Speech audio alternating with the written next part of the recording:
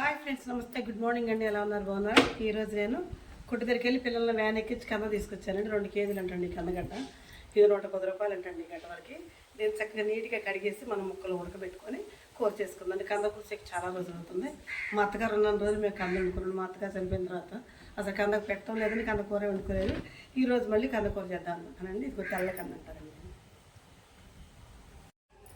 ఇదిగోండి కంద పులుసుకి ప్రిపేర్ అవుతున్నానండి. చక్కగా ఇదిగోండి కందని మంచిగా చిన్న చిన్న ముక్కలుగా కోసేసి కుక్కర్లో వేసి 2 విజిల్ రావడంతో ఉడకబెట్టేసి చిన్న చిన్న ముక్కలుగా కట్ చేసుకున్నానండి. వీటిని కంద దురద వస్తూ అంటారు కానీ దురద అయితే అదని జాగ్రత్తగా కట్ చేసుకోవాలండి.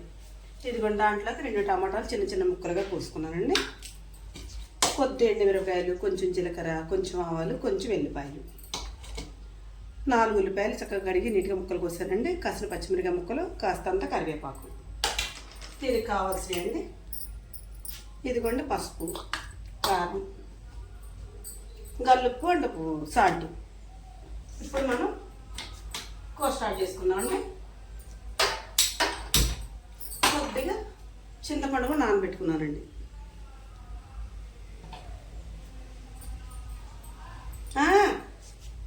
ఇదిగోండి ఫస్ట్గా ఎల్లిపాయ వేస్తున్నానండి.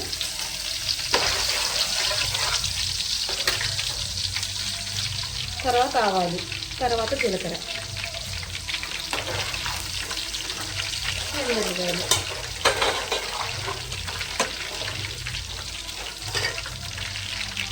పచ్చిమిరపకాయలు,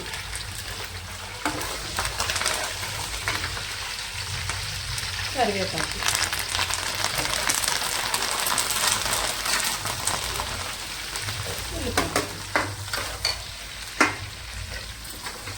ఇది కొంచెం దోరగా అయ్యాక అప్పుడు టమాటా ముక్కలు వేద్దాం. ఒక 5 నిమిషాలు చక్కగా చిన్న మంట మీద వేగనిచ్చుకుందామండి. కంద ఆంధ్రాకాయలు ఎక్కువ వండుకుంటారండి.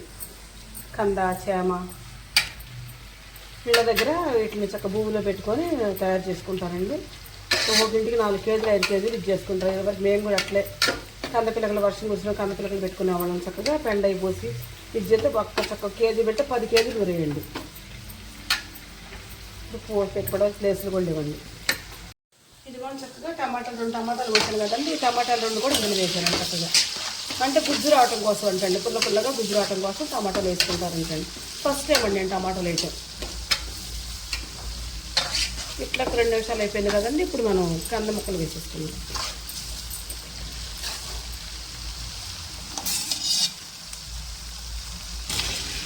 ఇదిగోండి కట్ చేసిన కంద ముక్కల్ని వేసేద్దాం. చక్కగా ఇందులో ఎప్పుడు కాస్తంత పసుపు, కరెంటు పోయింది, కాస్తంత పసుపు, కాస్త గల్లుప్పు. ఇప్పుడు దీన్ని మొత్తం కలిసేటట్టుగా కలుపుతున్నామండి.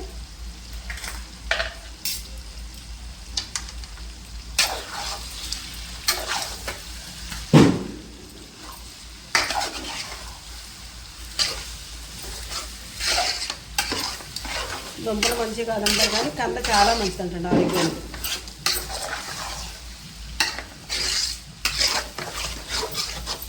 చక్కగా ఒక 10 నిమిషాల పాటు దీన్ని చక్కగా పసుపును గల్లుప్పు వేసాం కదా, ఒక 5 నిమిషాల పాటు ఉంచాక అప్పుడు కారం వేద్దామండి.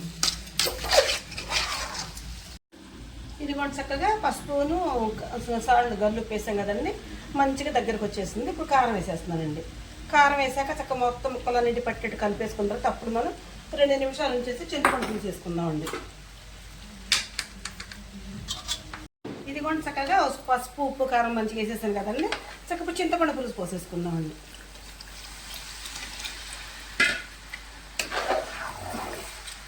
చక్కగా దీన్ని ఉడకనిద్దామండి. ఒక 10 నిమిషాలు ఉడకనిచ్చుకుని సూపర్ తయారవుద్దండి కూర. చక్కగా అంటే ముక్కు ఉడికిపోయింది కాబట్టి దీనివల్ల ఇబ్బంది ఏమి ఉండదు. అంటే గుజ్జుగా ఉంచుకోవచ్చండి. కాబట్టి కొంచెం ధనియాల పొడి వేసుకుని ఇంకా టేస్టీగా ఉంటుందండి. నేనైతే కంద పులుసు ఈ విధంగా చేసుకుంటానండి. నేను చేసే విధానం మీకు నచ్చితే నాకు ఒక లైక్ ఇవ్వండి. Please subscribe.